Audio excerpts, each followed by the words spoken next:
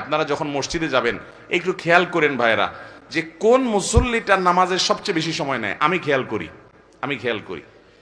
আমি প্রায় সময় বলি, আমার দু একজন বন্ধু বান্ধব আছেন জেনারেল শিক্ষিত আলেম ওলামানা, ওনাদের নামাজ দেখলে, এরকম কয়েকজন আছে তাদের সালাত দেখলে ভাই আমি তাকায় থাকি।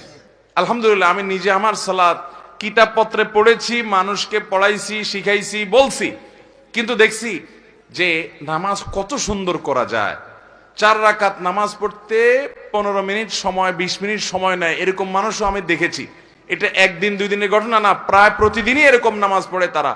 অনেক বড় বড় ব্যবসায়ী, অনেক বড় বড় শিক্ষিত, শত শত হাজার হাজার মানুষ চালাইতে হয়, এইরকম লোকজন মিটিং সিটিং দুনিয়ার ঝামেলা আছে, সব চলে যাক, নামাজে দাঁড়াইছি, নামাজ শেষ করার কোনো কাহিনী নাই, সবকিছুর আগে ধীরে স্থিরতার সাথে নামাজ।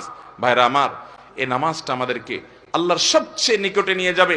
যার নামাজ সুন্দর সে সবচেয়ে বড় আফার ক্লাসের মুত্তাকি, যার নামাজ যত খারাপ সে তত নিচু ক্লাসের মুত্তাকি।